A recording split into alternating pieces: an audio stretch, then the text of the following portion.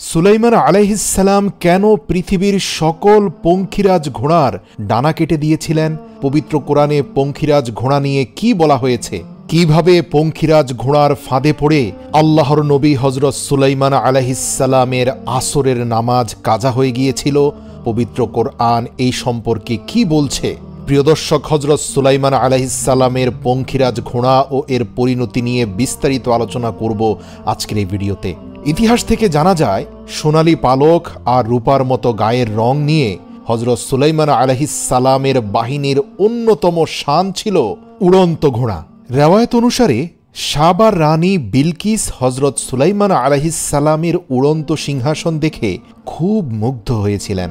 একবার রানী বিলকিস হজরত সুলাইমান আলাইহিসসালামকে ডেকে বললেন, নিঃসন্দেহে মহান আল্লাহ তাআলা আপনাকে পৃথিবীর বুকে সম্মানিত করেছেন এবং সীমাহীন শান শৌকত দান করেছেন।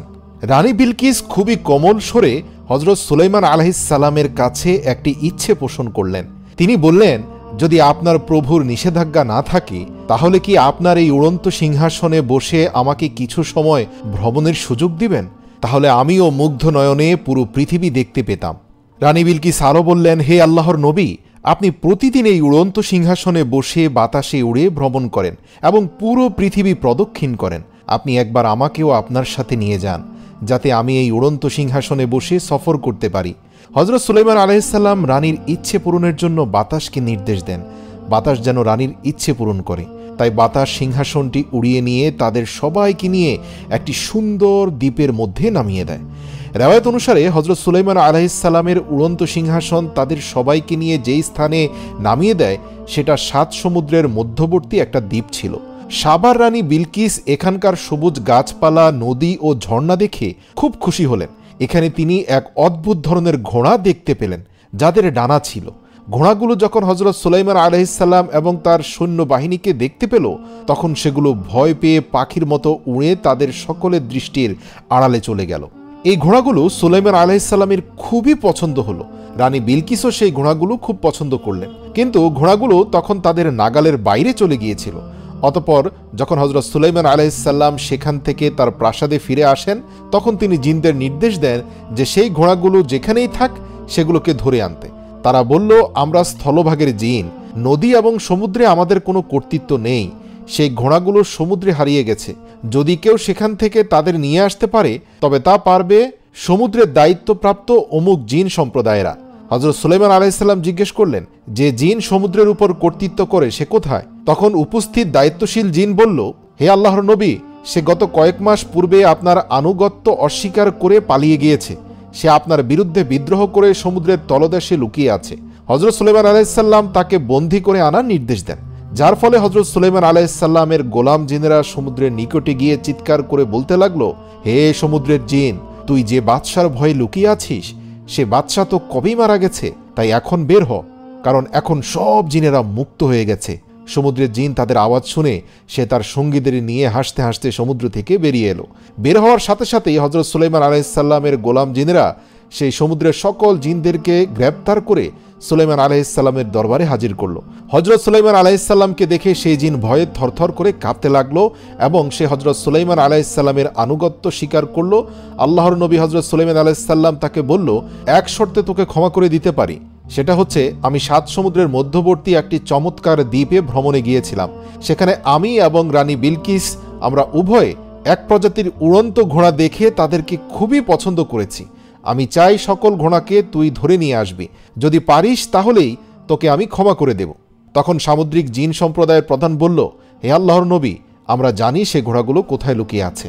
তাই হজরত সুলাইমান আলাইহিসসালাম তাদের সেই ঘোড়াগুলো নিয়ে আসার নির্দেশ দিলেন এবং একদিন যখন সেই ঘোড়াগুলো একটি ঝর্ণা থেকে পানি পান করছিল, তখন সেই সামুদ্রিক জিনেরা তাদের কৌশল এবং ক্ষমতা প্রয়োগ করে সেই ঘোড়াগুলোকে ধরে ফেলল এবং হজরত সুলাইমান আলাইহিসসালামের নিকট হাজির করল।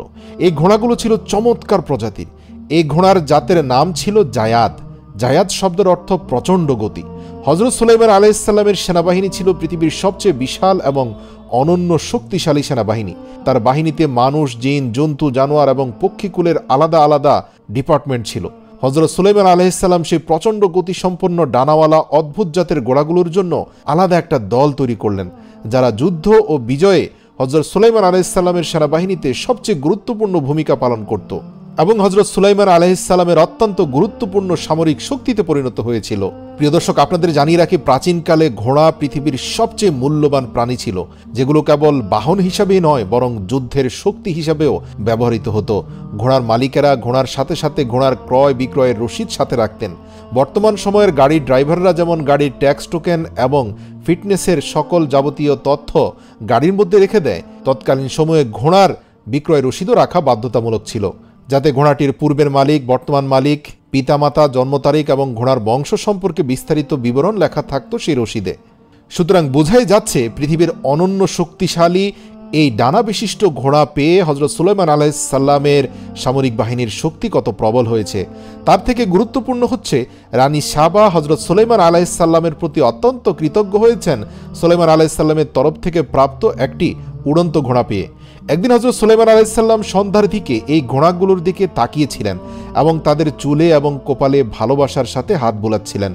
পবিত্র কোরআনে মহান আল্লাহ তাআলা বলেন, সুলাইমান তাদের চুলে ও কপালে ভালোবাসার হাত বোলাচ্ছিল এবং এর ফলে হযরত সুলাইমান আলাইহিস সালাম সেই ঘোড়াগুলোর যত্ন আদর করার কাজে এতটাই মগ্ন হয়ে গেল যে সূর্য ডুবে গেল এবং আসরের নামাজ তার ছুটে গেল। আল্লাহু আকবার। সূরা সাদ আয়াত নম্বর 31 থেকে 33। সূর্য ডুবে যাওয়া এবং আসরের নামাজ মিস হয়ে যাওয়াতে আল্লাহ তাআলা অসন্তুষ্ট হলেন। কিছুক্ষণ পর হযরত সুলাইমান আলাইহিস সালাম দেখতে পেলেন সন্ধ্যার সাথে সাথে হঠাৎ তার ঘোড়ার পালগুলো তার নির্দেশ অমান্য করে দৃষ্টির আড়ালে চলে গেল। এই দৃশ্য দেখে হযরত সুলাইমান আলাইহিস সালাম অবাক হয়ে গেলেন, কেননা তার নির্দেশ ব্যতীত কোনো প্রাণী এভাবে দৃষ্টির আড়ালে চলে যায় না, অদৃশ্য হয়ে যায় না।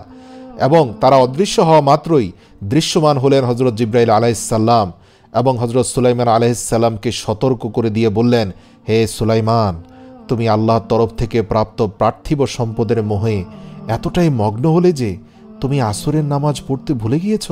দুনিয়ার সম্পদের প্রতি তোমার এই মোহ আল্লাহ তাআলার পছন্দ হয়নি। হযরত জিবরাইল আলাইহিস সালাম এই কথা বললেন এবং সাথে সাথে অদৃশ্য হয়ে গেলেন।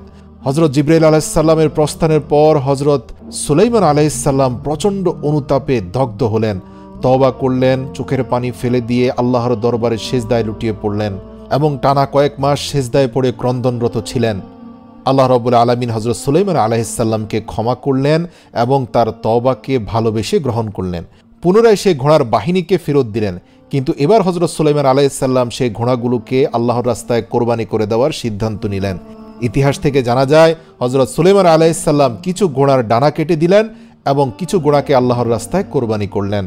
কেননা হযরত সুলাইমান আলাইহিস সালাম উপলব্ধি করতে পেরেছিলেন যে এই ঘোড়ার বাহিনী যতটা না আমাকে শক্তিশালী করবে, সকল শক্তির আধার মহান প্রভুর অসন্তুষ্টি আমার সকল কিছুই কেড়ে নিবে। যে নাজ নিয়ামত আর দুনিয়ার শান শওকত ওনার আসরের নামাজ কাজা হওয়ার কারণ ছিল, সেই শান শওকত তিনি কোনোভাবেই আর রাখতে চান না, সাথে সাথেই তা আল্লাহর দরবারে তিনি কোরবান করে দিলেন। ইতিহাস থেকে জানা যায় এরপর থেকে পৃথিবীতে সকল ডানা বিশিষ্ট ঘোড়া বিলুপ্ত হয়ে যায়। আল্লাহ রাব্বুল আলামিন হযরত সুলাইমান আলাইহিস সালামের এই কোরবানিকে অত্যন্ত ভালোবেসে কবুল করলেন। তার তওবা তো কবুল করলেনই, সাথে সাথে আল্লাহ তাআলা বাতাসকে নির্দেশ দিলেন, তুমি এখন থেকে আমার নবী সুলাইমানের অধীনস্থ থাকবে এবং সেই পঙ্খিরাজ ঘোড়া থেকে কয়েকশো গুণ বেশি গতিতে তাকে এক স্থান থেকে অন্য স্থানে ভ্রমণে সাহায্য করবে। এরপর থেকে বাতাস হযরত সুলাইমান আলাইহিস সালামের অধীনস্থ হয়ে গেল। যে বাতাসের গতি এত বেশি ছিল যে হযরত সুলাইমান আলাইহিস সালাম 1 মাসের পথ একদিনে পার হয়ে যেতেন। এই ঘটনাটি পবিত্র কোরআনে উল্লেখ করা হয়েছে। আল্লাহ তাআলা বলেন, আর আমি দাউদকে পুত্র সন্তান দান করলাম যার নাম সুলাইমান, সে ছিল আমার অত্যন্ত অনুগত বান্দা। যখন সন্ধ্যার দিকে তার সামনে দ্রুতগতি সম্পন্ন ঘোড়াসমূহ হাজির করা হলো, তখন সে বলেছিল, নিশ্চয়ই আমি পার্থিব সম্পদকে আমার রবের ইবাদতের চেয়ে বেশি গুরুত্ব দিয়েছি। এমনকি সূর্য ডুবে গিয়েছে, ঘোড়াগুলোকে পুনরায় আমার সামনে নিয়ে এসো। অতঃপর সে তাদের ঘাড়ে এবং পশমে হাত বোলাতে শুরু করে। প্রিয় দর্শক, হযরত সুলাইমান আলাইহিস সালামের ডানা বিশিষ্ট ঘোড়া নিয়ে অনেকে মিথ্যা এবং বানোয়াট বলে থাকেন, কিন্তু এটা আল্লাহর রাসূল সাল্লাল্লাহু আলাইহি সাল্লামের একটা হাদিস দ্বারাও প্রমাণিত। নবীজি সাল্লাল্লাহু আলাইহি সাল্লাম মা আয়েশাকে যখন বালিকা বয়সে বিবাহ করেছিলেন, তখন মা আয়েশা পুতুল খেলতেন। একদিন রাসূল সাল্লাল্লাহু আলাইহি সাল্লাম ঘরে প্রবেশ করে দেখলেন মা আয়েশা অনেকগুলো পুতুল নিয়ে খেলা করছেন। আল্লাহ রাসূল জিজ্ঞেস করলেন, এগুলো কি? মা আয়েশা উত্তর দিলেন, এগুলো আমার পুতুল। আল্লাহ রাসূল সাল্লাল্লাহু আলাইহি সাল্লাম দেখতে পেলেন তাদের মাঝখানে একটি ঘোড়া রয়েছে, যার উভয় পাশে কাপড়ের তৈরি ডানা রয়েছে। তিনি জিজ্ঞাসা করলেন, এগুলো কি?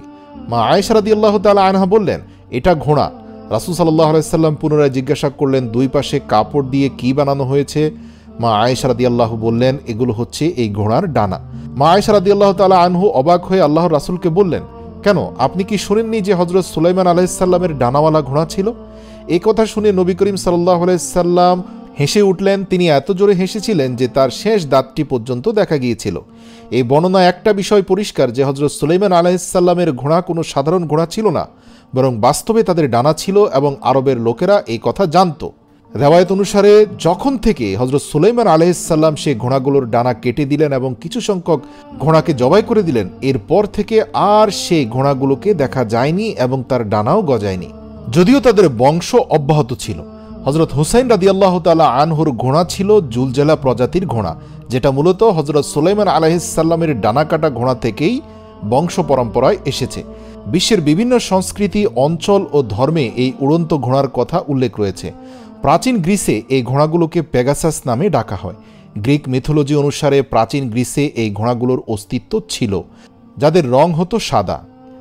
প্রাচীন গ্রিসের লোকেরা এই ঘোড়াকে গ্রিক দেবতা জিউসের বাহন মনে করত, যারা দেবতা জিউসকে আকাশ থেকে বিদ্যুৎ এনে দিত।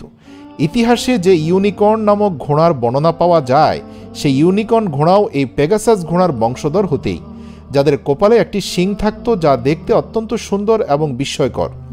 এই শিং দ্বারা অনেক ধরনের রোগের চিকিৎসা করা হতো। ইউনিকর্ন নামকরণ করার পেছনে জাপান, চীন, রাশিয়া, ইউরোপের রূপকথার গল্পে বিভিন্ন ধরনের বর্ণনা পাওয়া যায়। বলা হয়ে থাকে ইউনিকর্ন সিন্ধু প্রদেশ এলাকায় বসবাস করত এবং পৃথিবীতে সর্বশেষ এদেরকে এই স্থানে দেখা গিয়েছিল। বর্তমান পৃথিবীতে ইউনিকর্ন বলতে বোঝা যায় যা খুব দ্রুত বেগে চলতে থাকে এবং অল্প সময়ে লম্বা দূরত্ব অতিক্রম করে। বিশেষ করে কর্পোরেট জগতে যে কোম্পানিগুলো অল্প সময়ে বড় মাইলস্টোন পার করে ফেলে তাদেরকে ইউনিকর্ন কোম্পানি বলে। বাংলাদেশি ইউনিকর্ন কোম্পানির মধ্যে অন্যতম একটি কোম্পানি হচ্ছে বিকাশ। প্রতি বছর বাংলাদেশ, ভারত এবং উপমহাদেশের কর্পোরেট ওয়ার্ল্ডে যে কোম্পানিগুলো অল্প সময়ে অনেক বেশি পরিমাণে সফলতা অর্জন করেছে তাদেরকে ইউনিকর্নের খেতাব দেওয়া হয়।